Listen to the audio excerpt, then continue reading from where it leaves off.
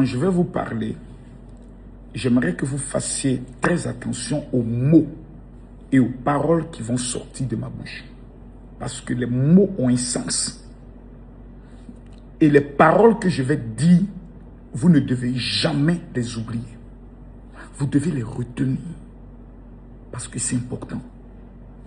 Aujourd'hui, voici la nouvelle communication des petits voyous de l'AES. Ces petits, je peux le dire, ces illettrés, ces analphabètes, dont les vies sont remplies de poussière. Ils ont trouvé désormais, après avoir échoué dans toutes les tentatives de coup d'État, voici aujourd'hui ce illettré notoire du président, soi-disant président Tiani, qui disait qu'il allait rusure. Il allait rugir. Il allait rudur. Aujourd'hui, je vous parle là. Les terreaux sont en train de prendre le cœur, frapper partout, à telle enseigne que lui-même, son drone s'est tombé, est allé frapper dans un marché. Il a déjà plusieurs populations. Voyant que la population est prête à se retourner contre lui, Tiani, le soi-disant guerrier qui allait rusure, est allé demander pardon au Bénin et au Nigeria pour dire on n'est qu'à rouvrir nos frontières. Je vous demande pardon. Le peuple est à 2 doigts d'exploser.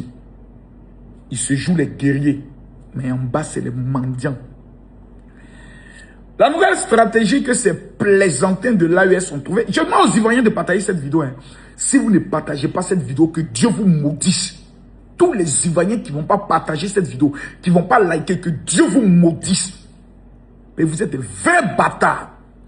Et ce sont des Ivoiriens qui sont en train de faire eux-mêmes vidéo.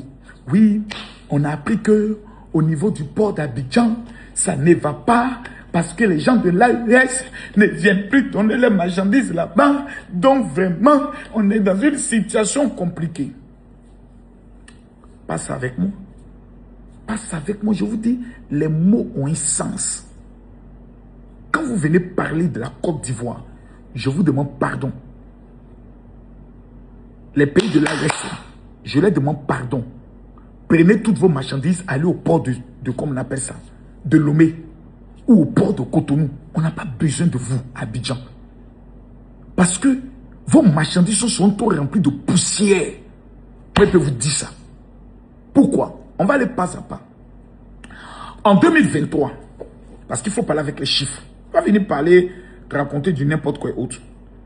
En 2023, le port autonome d'Abidjan a enregistré un trafic global de marchandises de 34,8 millions de tonnages. J'ai dit en 2023. Donc, logiquement, c'est à partir de 2023, il a commencé à avoir des tensions avec les gens de l'AES. Ils ont créé le AES, donc ils doivent partir. Donc, en 2024, logiquement, il doit y avoir une baisse. Allez. Bon, les gars, on va maintenant en 2024. 2024. Qu'est-ce qu'on découvre? Allez, on lit ensemble. En 2024, le port autonome d'Abidjan a enregistré une plateforme historique avec un trafic global de marchandises dépassant les 40 millions de tonnes. Puis on peut se dire, ben, c'est parce que c'est 2024, voilà, ils n'étaient pas encore trop énervés. Oh, donc 2025, sûrement avec les élections qui devaient arriver, voilà, Ibrahim Traoré qui est énervé, Makosso qui a commencé à les insulter, ils sont tous partis. Ok, 2025, les chiffres sont là. Le port autonome a enregistré une performance incroyable avec un trafic de marchandises de 46 millions de tonnages. Donc, j'aimerais savoir, l'information que vous dites, le port autonome d'Abidjan est en train de tomber, il n'y a plus de travail. Parce que selon vous, les gens de l'AES ont décidé de ne plus passer. D'abord, qui sont les gens de l'AES? C'est qui vous appelez les gens de l'AES? L'État? Non. D'abord, je vous enseigne.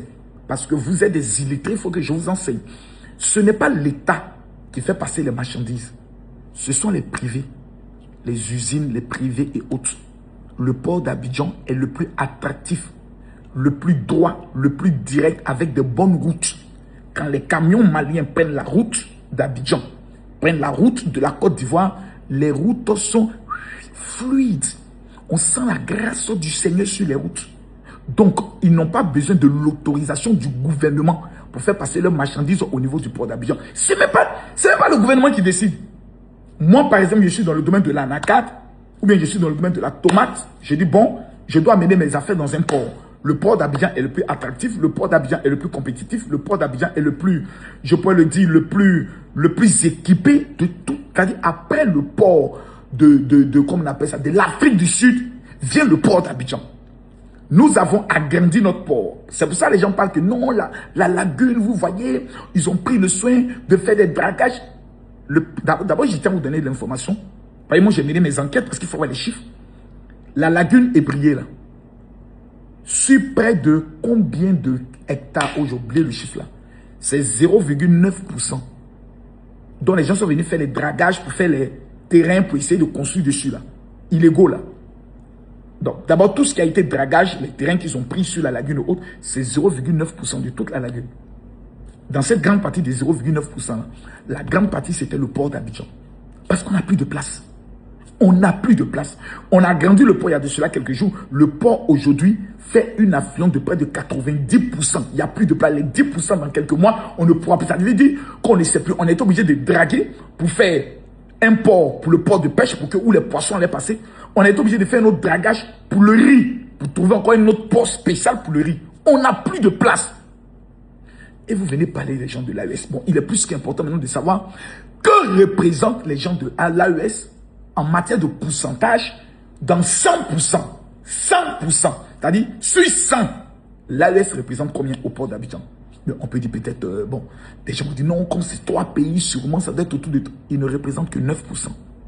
J'ai bien dit bien. Je répète. Je vous dis, les mots ont un sens. Je répète. Les mots ont un sens. S'ils disent que ce qu'ils disent, il faut demander de faire sortir les chiffres.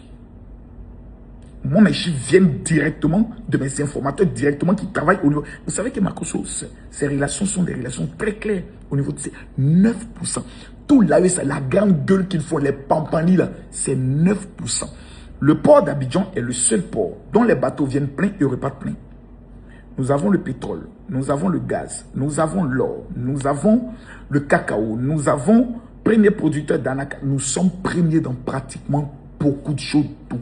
On n'a même pas besoin de notre pays est dans un développement exceptionnel dont les usines et autres pour avoir le matériel passent par le port d'Abidjan. On n'a pas besoin de l'AES. Ces 3 pays misérables et pauvres ne représentent que dans le port d'Abidjan 9%. Quand on prend le port de San Pedro, ben le Mali a un peu, on peut dire plus que les autres là-bas, ben à cause du coton. C'est tout. La Côte d'Ivoire peut se passer de leur service. Et je vais aller encore plus loin parce que vous n'êtes pas informé, il faut que je vous informe. La plupart de toutes les marchandises des gens de l'AES qui passent par le port d'Abidjan, ils ne payent pas de douane. Vous n'étiez pas informé. Vous ne le saviez pas. Parce que vous vous dites que non, la Côte d'Ivoire gagne beaucoup d'argent grâce à eux. Je vous le répète que même si vous venez de dire que la Côte d'Ivoire a perdu 500 milliards, même 1000 milliards, ça ne représente rien au niveau du port d'Abidjan. Le port d'Abidjan seul fait près de 30%. Je crois 20 ou 30% du budget global de la Côte d'Ivoire, des recettes, là, ce qu'on gagne. Donc, quand vous prenez par exemple tout ce que la Côte d'Ivoire gagne, que vous retirez, mais ne serait-ce que, et puis bon, les chiffres qui sont donnés sont des chiffres que vous n'allez jamais trouver les personnes qui donnent ces chiffres et autres. Je vous ai donné des tonnages.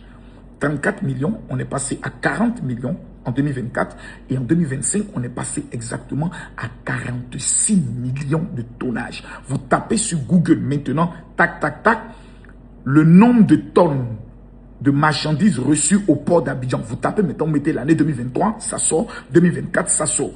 C'est-à-dire, rien n'est caché. Il n'y a que des illettrés, des analphabètes qui dorment et qui respirent la poussière, qui pensent que la Côte d'Ivoire est leur égale. Nous, on n'a pas besoin d'eux. Le jour où ils nous diront, nous quittons définitivement la CEDEAO, parce que pour l'instant, ils n'ont pas quitté la CEDEAO. Ils ont juste fait une demande et autres. Tous les actes n'ont pas été notifiés autres. Il y a des partis, ils bloquent, on les demande certains trucs, ils ne veulent pas. L'UEMOA, par exemple, ils ne veulent pas. Vous savez pourquoi? Je vais vous expliquer pourquoi. Le jour où l'AES sort définitivement de la CEDEAO et de l'UEMOA, ces pays n'auront que 3 mois pour vivre et ils feront faillite. Je vous explique pourquoi. 1. C'est pour cela qu'ils veulent faire un coup d'État dans un pays, soit au Togo, soit au Bénin. Bon, le Togo, comme il travaille beaucoup avec le président Faure, soit en Côte d'Ivoire, soit au niveau du Bénin. Pourquoi? Parce qu'il leur faut un port. J'explique.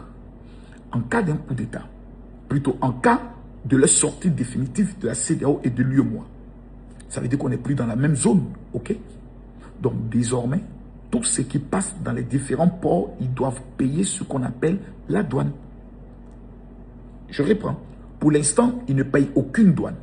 Toutes les marchandises qui viennent dans le port d'Abidjan, qui sont destinées pour le Burkina, c'est au Burkina qui paye la douane. Donc, à la frontière, ils payent la douane sans aucun problème. L'argent, ce n'est pas la Côte d'Ivoire qui encaisse. Ils payent seulement un petit droit qu'on appelle les frais d'entretien routier. C'est tout.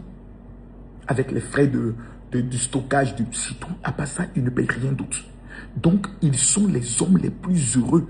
Grâce aux accords de la CEDEAO et de l'UEMOA, c'est eux qui profitent au maximum parce qu'ils se sont battus pour que ce soit dans les tests, pour la libre circulation des biens et des personnes. Le jour où ils quittent, la Côte d'Ivoire va les facturer 40% de leurs marchandises. Ce qui veut dire que lorsqu'une voiture arrive en Côte d'Ivoire, pour qu'elle sorte du port, les opérateurs burkinabés vont pas le Burkina parce que ce n'est pas l'État qui paye. Les opérateurs burkinabés vont payer 40% des frais de douane. Donc, s'ils payent une Mercedes, par exemple, à 100 millions, ils vont payer 40 millions en Côte d'Ivoire. Et quand ils arrivent au niveau de la frontière du Burkina, ils payeront encore 40 millions. Donc, 40%, ça fera 80 millions. Plus les 100 millions qu'ils ont payé de véhicule, ils sont obligés de vendre le véhicule à 200 millions. Un véhicule qu'ils allaient vendre peut-être à 160 millions passera à 200 millions. Et comme ce sont des pays pauvres, très endettés, ils ne pourront pas survivre. Ce qui veut dire que le kilo du riz, au niveau du Burkina, sera multiplié par 3. Le sucre par 3. Tout ce qui est produit élément par 3. C'est la raison pour laquelle le Mali est venu voir la Côte d'Ivoire pour négocier la traversée de l'air lithium. Et je vous donne une information. La Côte d'Ivoire est en train de construire les rails, le chemin de fer qui va quitter de San Pedro jusqu'au Mali. Vous savez pourquoi? À cause de l'air lithium. Le transporter jusqu'au Sénégal revient plus cher et plus long avec les zones terroristes. Le transporter jusqu'en Guinée est encore plus loin avec les routes qui sont très mauvaises. Donc, ils n'ont pas le choix que de venir renégocier avec le gouvernement de la Côte d'Ivoire. Un gouvernement dont il doit 182 milliards de dettes d'électricité. Comment vous pouvez le savoir? Vous allez simplement sur Google et vous tapez la dette de l'électricité du Mali à la Côte d'Ivoire. 182 milliards. Ce sont des pays en faillite qui n'ont plus rien que la gueule pour parler. Donc, quand j'entends des Ivoiriens qui ne sont pas informés, qui ne représentent que 9% dans le port d'Abidjan, commencer à être inquiet. Hey, il n'y aura plus de travail. Si le port tombe là, ils vont fermer bientôt le port. Vous êtes des malades.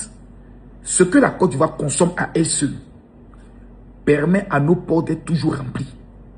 Nos ports seront toujours pleins. 30 millions d'habitants, un pays très attractif avec des business qui peuvent de partout, les femmes qui font le commerce partout, le e-commerce est partout. On ne tombera jamais. Sans eux, nous allons être encore mieux. Parce que le gros camions stupides et bêtes qui viennent gâter nos routes, on n'en veut plus. Donc, je suis en train de négocier, en train de me battre pour que les actes de sortie de la CEDEAO par le Burkina, le Mali et le Niger soient vite précipités, qui sortent de l'union monétaire pour qu'on puisse imposer les impôts de 40%. Ensuite, nous allons imposer le visa à tous ceux qui veulent entrer dans notre pays. Parce que nous avons en moyenne autour de 2 millions de leurs ressortissants qui entrent et sortent de la Côte d'Ivoire par an. Multipliez ça par les droits de visa de 30 000 francs CFA, regardez ce que ça fait. Et maintenant, multipliez la carte de séjour de 300 000 francs, multiplié par 5 millions d'étrangers sur notre sol, multipliez ce que nous allons gagner comme bénéfice par an. Donc, nous sommes un pays très riche. Je tiens à donner une information aux Ivoiriens. Les nouvelles découvertes du pétrole. Allez à Jacquesville la nuit et regardez sur la mer. Vous allez voir les pétroliers. Le feu qui sort, nous sommes en train d'extraire le pétrole. L'or, nous sommes en train de construire la plus grande usine d'or. Je crois, si je me trompe, au niveau des Tanda, si je me trompe. C'est du jamais vu. Tapez seulement sur Google la nouvelle usine d'or en Côte d'Ivoire, la plus grande. Tapez simplement. Votre problème, c'est que vous êtes assis sur TikTok et des abrutis, des gens qui étaient derniers de la classe. Certaines personnes qui étaient considérées comme les toc-toc dans les quartiers ont désormais un téléphone. Ils mettent et disent, venez, venez, venez. Est-ce que vous savez que le port d'Abidjan va bientôt fermer? 9%. 46 000 tonnes. 46 millions de tonnes. C'est ce que nous avons fait en 2026, en 2025. En 2026, nous envoisinons maintenant les 50 millions de tonnes. On n'a pas besoin de l'AES. Ce sont des pays pauvres, misérables, qui ont besoin de nous pour leur subsistance. À bon entendeur, salut.